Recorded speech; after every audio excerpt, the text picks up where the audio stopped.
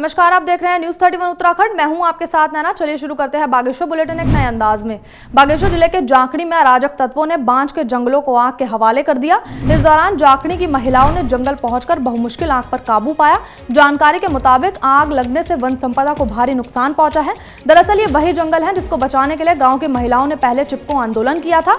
इस दौरान आग लगने के मामलों को पूर्व क्षेत्र पंचायत सदस्य जोगा सिंह मेहता ने साजिश करार देते हुए जंगल बचाने के लिए प्रशासन से गुहार लगाई है।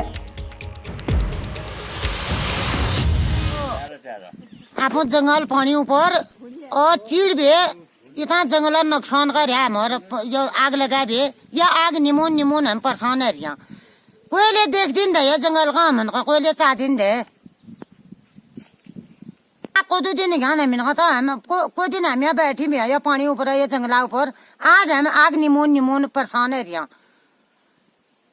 निमोना रात दिन है मिनका को तो गा रहे वन पंचायत जाखड़ी में 2-3 दिन से हमारा जंगल धधक रहा है और हमें शक है कि ये साजिश करवाया गया है।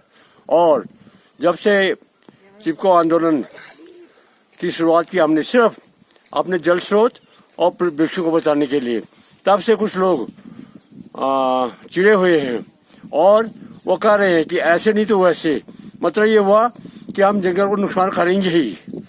तो ऐसे में मुझे ये लगता है कि पूरे शासन किया गया, दोनों तरफ से आग आई है।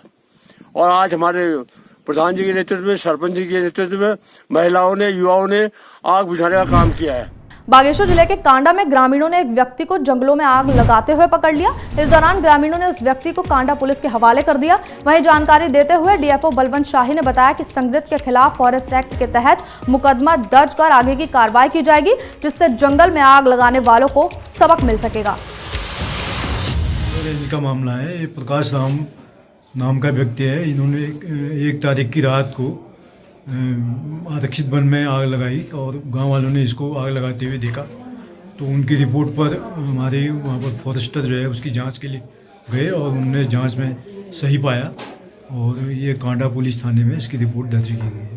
सर, किस तरह की आगे कार्रवाई की जाएगी? अभी तक पकड़ में जैसे आया नहीं है। इसको इंडियन फॉरेस्ट एक्ट के तहत इसके विरुद्ध सख्त से सख्त कार्रवाई की जाएगी। बागेश्वर जिले के गरुड़ में सेंट एडम्स पब्लिक स्कूल की 24 साल की यात्रा पर बनी लघु फिल्म का स्कूल में आयोजित कार्यक्रम में विमोचन किया गया। इस दौरान मुख्य अतिथि भाजपा के जिलाध्यक्ष शिव सिंह बिस ने कहा कि एडम्स परिवार ने अपनी मेहनत के दम पर प्रदेश में शिक्षा के क्षेत्र में नाम रोशन किया है।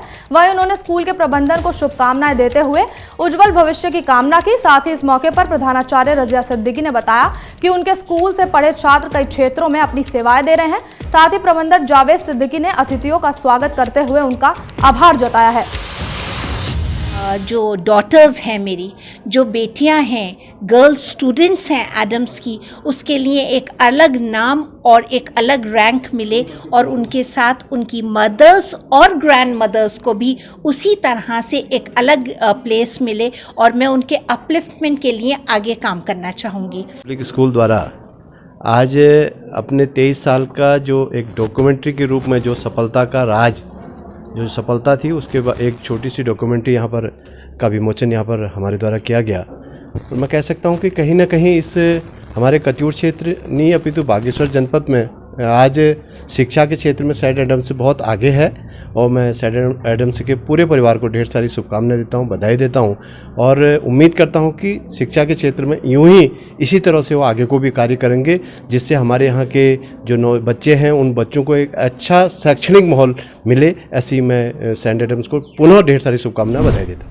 बागेश्वर में कोरोना के चलते कोसानी के होटल संचालकों की समस्या बढ़ने लगी है। आपको बता दें कि पिछले साल कोरोना संक्रमण के चलते 10 महीने तक कारोबार ठप हो गया था। वहीं इस साल जनवरी से थोड़ा काम शुरू हुआ तो अब फिर से कोरोना की रफ्तार बढ़ने लगी है, जिससे होटल की बुकिंग फिर से कैंसिल होने लगी।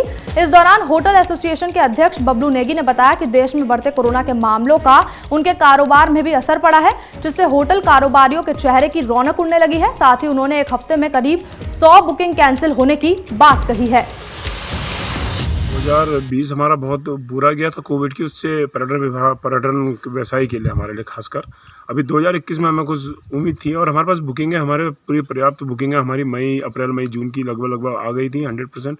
और हज़ारों सैकड़ों बुकिंग हमारी जो है सभी होटल व्यवसाय में हमने एक वो करी आकलन करा तो हज़ारों बुकिंग है जो हमारी सब कैंसिल हो चुकी हैं। और रोज़ एक नया मैसेज ईमेल के द्वारा या फ़ोन के द्वारा आता कि हमारी बुकिंग कैंसिल कर दी जाए करके, क्योंकि बहुत बुरी स्थिति। हमें लगता है कि ये आने वाला समय हमारे लिए बहुत बुरा होगा और दुखदायी भी होगा, क्योंकि गवर्नमेंट ने पर्यटन के लिए कहीं पर भी कोई एक नीति नहीं बनाई है। मैं चाहूँगा कि गवर्नमेंट एक अलग से नीति बनाती तो कहीं ना कहीं पर्यटकों को हमें कुछ ना कुछ फ़ायदा होता। उसमें अपनी शर्तें ये रखती है, हम उस शर्तों को करते हैं मंजूर, हम लोग उसमें फॉलो करते।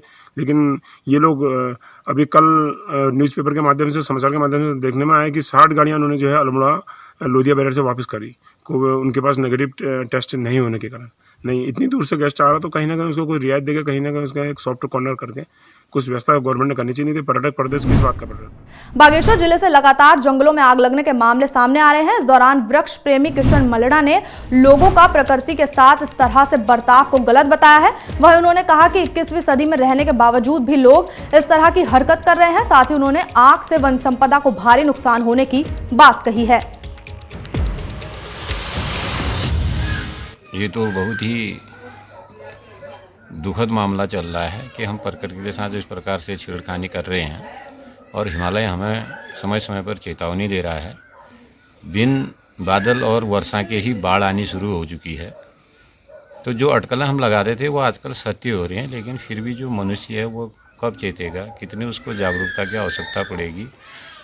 यह जागरूक होने के बावजूद भी वो जानबूझकर इस प्रकार का अगर कृत्य कर रहा है कि जैसे हम आजकल देख रहे हैं समस्त स्थानों पर, तो बार बार आगजनी होती, तो यह बहुत ही दुखद मामला है। इससे जो प्रकृति के अंतर्गत अन्य प्राणी हैं उनके साथ साथ मनुष्य के लिए जो भयानक बीमारियां फैल रही हैं, जैसे कोरोना पिछले साल से फैल रहा है, तो मानव इस प्रकार से निर्भीक क्यों है कि वह कोरोना जैसे किसी भी आपदा से डरने को भी तैयार नहीं और अपने मन की करेगा तो बड़ी खराब स्थिति हो जाएगी। बागेश्वर के डीएफओ कार्यालय में कर्मचारियों के स्ट्रेस मैनेजमेंट को लेकर एक शिविर का आयोजन किया गया। इस दौरान शिविर में पहुंचे डॉक्टर कश्यप ने अधिकारियों और कर्मचारियों को स्ट्रेस मैनेजमेंट के बारे में जानकारियां दी। साथ ही उन्होंने अधिकारियों से खान पान में विशेष ध्यान देने की बात कही है। आज हम जो अपने दैनिक दिनचर्या में प्रत्येक आदमी जो है तनाव से गुजरता है, तो उसको स्ट्रेस मैनेजमेंट के लिए डॉक्टर कश्यप आए हुए हैं और हमने एक कार्यशाला का आयोजन रखा है अपने सभागार में। तो इससे कर्मचारियों को काफ़ी तनाव से मुक्ति मिलेगी और उसका लाभ लेंगे।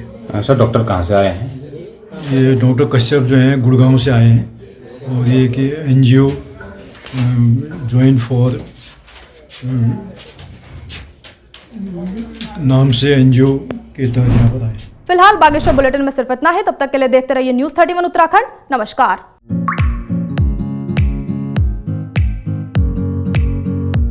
ग्रेनी सोलर एनर्जी लेकर आया है आपके शहर हल्द्वानी में एल्कलाइन वाटर प्यूरिफायर और सोलर एसी के साथ लाइट्स, जिससे आपको और आपके परिवार को मिलेगा नेचुरल मिनरल वाटर और 60 वॉट की लाइट्स में 6000 वॉट के बल्ब की जितनी रोशनी।